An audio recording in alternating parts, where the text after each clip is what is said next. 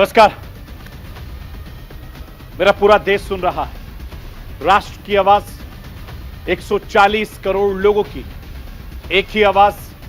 आपके साथ मैं हूं सरफराज। मैं सरफराज सैफी आपको बताना चाहता हूं तूफान का तांडव शुरू हो गया है।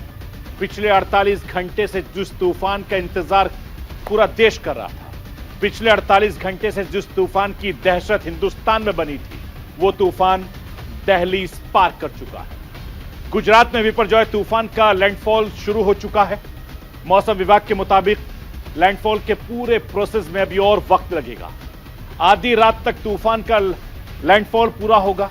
चक्रवाती तूफान की दीवारों का हिस्सा जमीन पर आ चुका है। दीवारों का हिस्सा मतलब तूफान का साइड का हिस्सा कहर बरपाना शुरू कर चुका है। गुजरात में तेज हवाएं चल रही हैं इस वक्त। तूफानी बारिश हो रही है इस वक्त। तूफान का पूरा दायरा काफी ज्यादा बड़ा हो गया है। तूफान पूरी तरीके से गुजरात में समाने के बाद भारी तबाही की आशंका जाहिर की जा रही है। विपर्जॉय कैसे अपनी चपेट में गुजरात के बड़े हिस्से को ले सकता है, कैसे आज की रात गुजरात के लोगों के लिए भारी रहने वाली है, यह आज आपको राष्ट्र के वास के जरिए बताऊंगा, समझाऊंगा, दिखाऊंगा। विपर्जॉय सिर्फ गुजरात की चिंता ही नहीं, विपर्जॉय पूरे हिंदुस्तान की चिंता है। विपर्जॉय की तबाही कितनी बड़ी होने वाली है, विपर्जॉय की चपेट में कितने राज्य, कितने जिले आने वाले हैं, इस वक्त कहना थोड़ा जल्दबाजी होगा। हिंदुस्तान के 9 राज्यों को पहले से ही सावधान किया गया है। सभी राज्य अपनी अपनी तैयारियों में जुट गए हैं। गुजरात के बाद तूफान राजस्थान में दाखिल होगा, प्रवेश करेगा। तूफान का रूट प्लान मौसम विभाग पहले ही दे चुका है। अब तूफान का तांडव शुरू हो रहा है। शुक्रवार सुबह तक ही सही तरीके से पूरे हालात का अंदाजा होगा। कैसे सारी सुरक्षा बचाव में एजेंसियां अलर्ट मोड पर है। हिंदुस्तान के प्रधानमंत्री का दफ्तर से लेकर केंद्रीय गृह मंत्रालय, रक्षा मंत्रालय लगातार नजर बनाए हुए हैं। सबके सब गुजरात सरकार के साथ मुस्तैदी के साथ खड़े हैं। यह भी आपको बताऊंगा, दिखाऊंगा। ग्लोबल वार्मिंग पर बात बहुत हो चुकी है। ग्लोबल वार्मिंग का असर अब आंखों के सामने है। हर कोई इसे महसूस कर रहा है। विपर्जॉय जैसे चक्रवाती तूफान के जन्म के पीछे भी ग्लोबल वार्मिंग ही बताई जा रही है। ग्लोबल वार्मिंग की वजह से समुद्र गर्म होने लगा है, जिसकी वजह से चक्रवाती तूफान का खतरा बढ़ा है। बंगाल की खाड़ी में तूफानों का ट्रेंड रहा है। अब अरब सागर में भी चक्रवाती तूफान बढ़ने की आशंका जता रहा है। साल का पहला चक्रवाती तूफान कैसे हिंदुस्तान के साथ पूरी दुनिया को अलर्ट कर रहा है, यह आज आपको राष्ट्र के वास के जरिए बताऊंगा, समझाऊंगा, दिखाऊंगा। मैं अपने हिंदुस्तान के कोने कोने की आवाज को दिल्ली तक पहुंचाता हूं। दिल्ली की आवाज को देश दुनिया के कोने कोने तक पहुंचाता हूं। नेताओं की आवाज को मैं आम लोगों तक पहुंचाता हूं। आम लोगों की आवाज को मैं अपने देश के हुक्मरानों तक पहुंचाता हूं। आपकी आवाज से मिलती है मेरी आवाज और बन जाती है राष्ट्र की आवाज।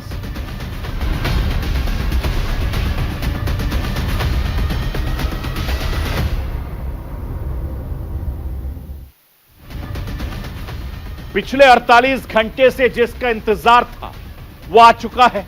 पिछले 48 घंटे से जिसके नाम ने दहशत फैलाई थी वो दिल्ली पार कर चुका है। तूफान ने तांडव मचाना शुरू कर दिया है। विपर्जॉय का लैंडफॉल शुरू हो चुका है। मौसम विभाग के मुताबिक विपर्जॉय का लैंडफॉल आधी रात तक जारी रहने वाला है। हवाओं की रफ्तार 140 किलोमीटर प्रति घंटा के आसपास बताई जा रही है। तेज हवाएं चल रही हैं, तेज बारिश हो रही है।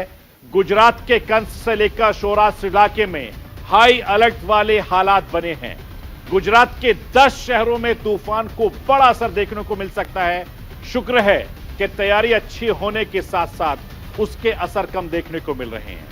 तटीय इलाकों से लोगों को शिफ्ट करवाने का फैसला सही साबित हुआ।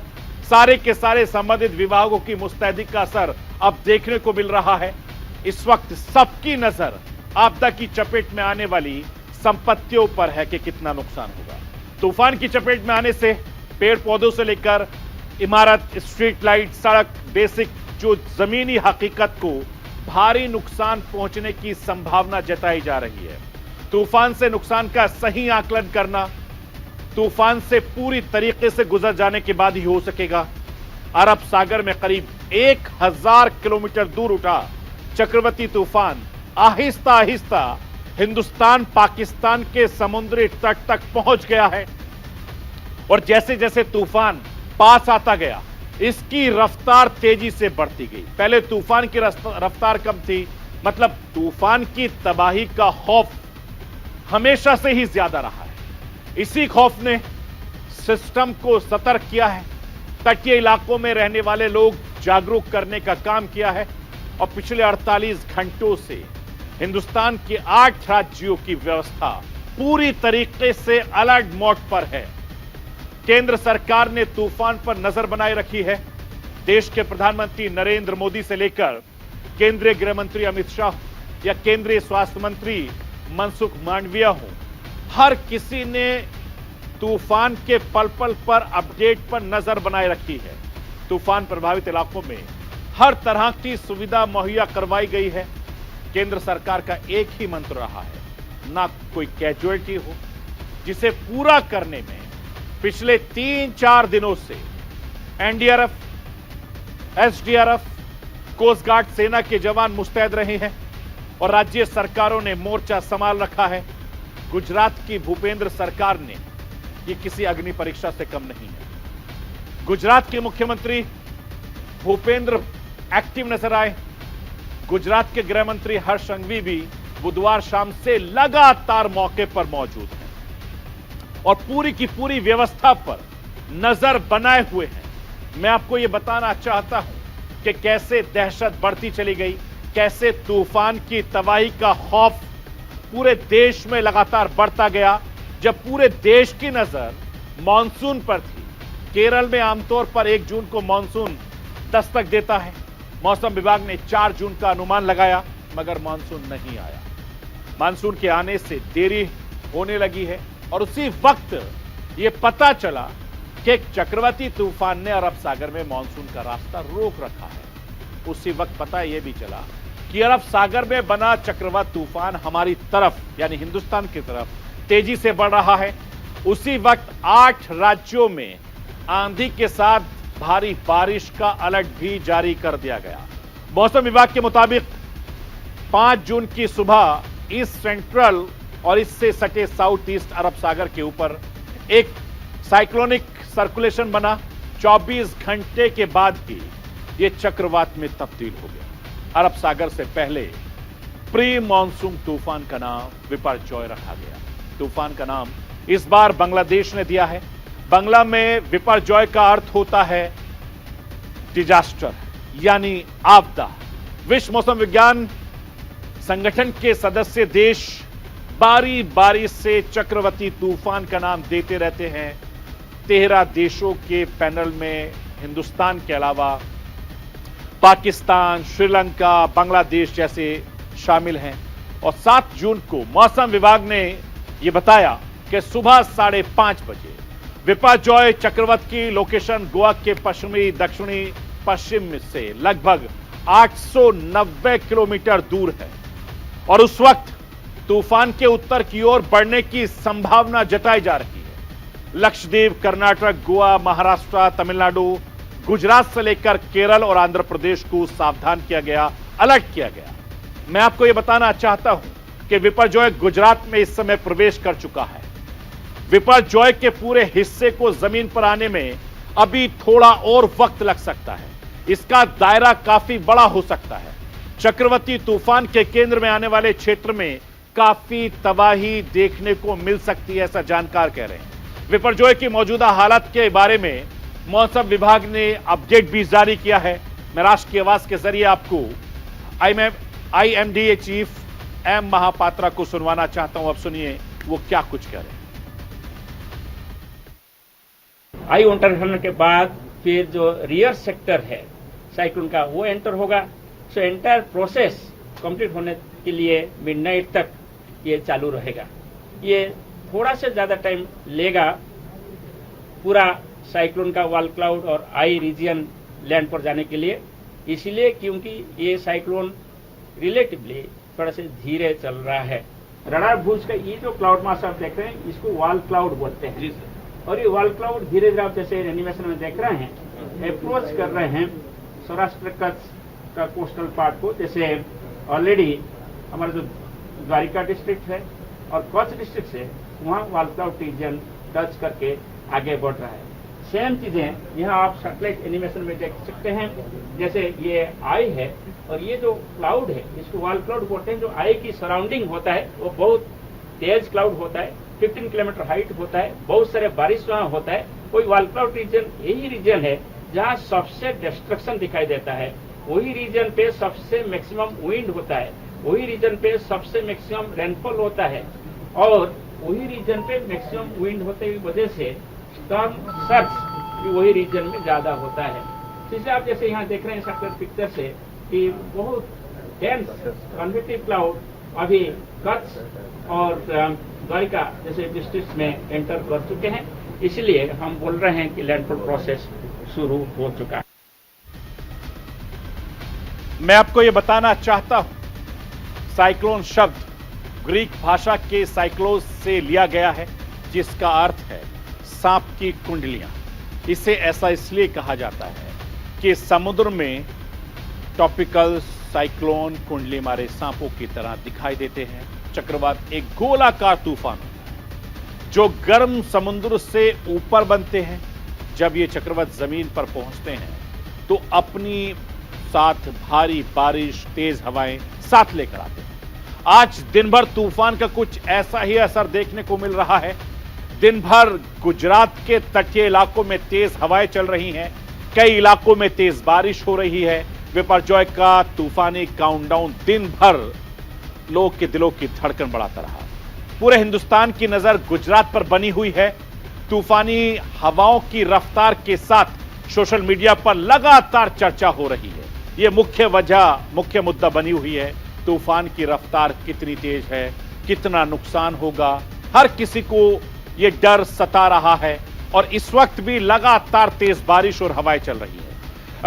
अमेरिका की नेशनल वेदर सर्विस के मुताबिक जब 150 किलोमीटर प्रति घंटा की रफ्तार से हवा चलती है इससे काफी नुकसान हो सकता है। इतनी तेज हवा में घर की छत और कच्चे मकानों को काफी नुकसान होता है। इससे पेड़ उखड़ जाते हैं, खंबे गिर जाते हैं, हवा में लगाए गए कई ऑब्जेक्टिव भी गिर जाते हैं। इतनी स्पीड की हवा में कार अपनी जगह से हिल सकती है। इसके अलावा 150 प्रति घंटे की रफ्तार से बहने वाली हवा 50 किलो के वजन का सामान को भी उड़ा सकती है। हवा में किसी भी चीज का उड़ना कई चीजों पर निर्भर करता है। ये सामान की बनावट, उस पर लगने वाले फोर्स पर निर्भर करता है। इसी आधार पर यह तय होता है कि तेज हवा में कोई चीज अपनी जगह से कितनी दूर तक मूव हो सकती है।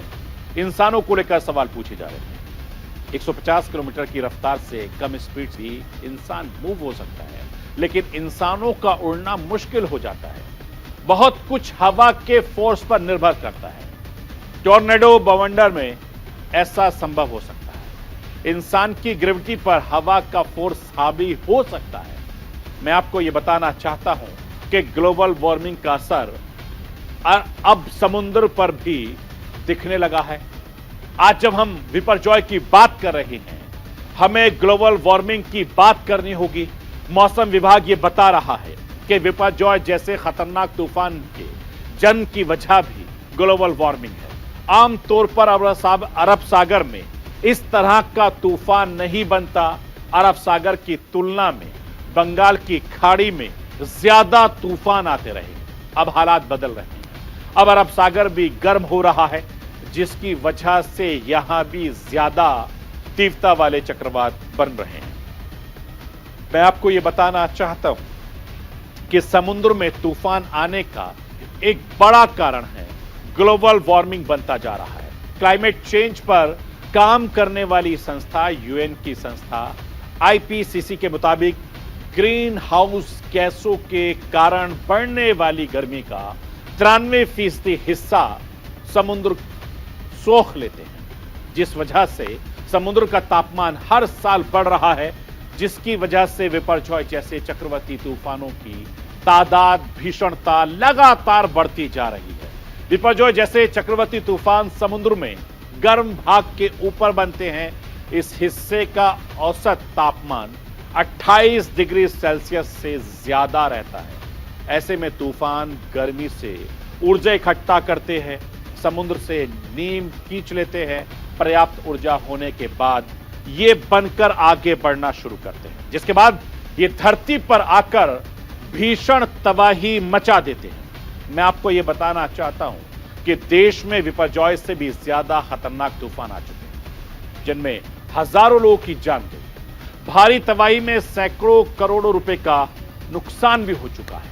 मैं आपको बताना चाहता हूं कि 29 अक्टूबर 1999 को देश में खतरनाक साइक्लोन O5B आया था। यह तूफान उड़ीसा के तट पर आया था। इस तूफान ने भारी तबाही मचाई थी। इस तूफान में 10,000 लोगों की जान चली गई थी, मौत हो गई थी, लाखों लोग बेघर हो गए थे। इस तूफान से करीब $5 अरब का नुकसान हुआ था। इस तूफान की रफ्तार 250 मील प्रति घंटे की थी। इस दौरान समुद्र में 6 से 7 मीटर तक की ऊंची लहरें उठी। 4 जून 1998 को आए तूफान ने गुजरात में जमकर तबाही मचाई। इस तूफान का लैंडफॉल कंडाला के बंदरगाह पर हुआ था। इस तूफान की वजह से 10,000 करोड़ रुपए का नुकसान उस वक्त हुआ था। इस चक्रवात में 165 किलोमीटर प्रति घंटे की रफ्तार से तेज हवाएं चल रही थी और पूरे देश में चक्रवात की वजह से करीब 10,000 लोगों की जान चली गई थी। कच्छ के लोग आज भी इस तूफान के बारे में सोचकर कांप उठते हैं। 14 से 19 नवंबर साल 1977 को एक भयानक तूफान आया था। इसकी गिनती 70 के दशक के सबसे भयानक तूफानों में इसकी गिनती होती है। इसने उड़ीसा, आंध्र प्रदेश को सबसे ज्यादा नुकसान पहुंचाया था। इस तूफान के दौरान हवा की रफ्तार 193 किलोमीटर प्रति घंटा थी। इस तूफान में 10,000 लोगों की जान चली गई थी। इस तूफान में करीब 350 करोड़ रुपए का नुकसान का अनुमान लगाया गया था। 26 से 30 अक्टूबर साल 1971 को भी उड़ीसा में एक खतरनाक तूफान आया था।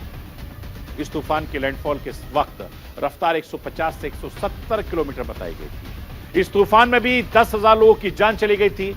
10 लाख से ज्यादा लोग इस तूफान से बेघर हो गए थे। इसमें 50,000 से ज्यादा मवेशियों की मौत हुई।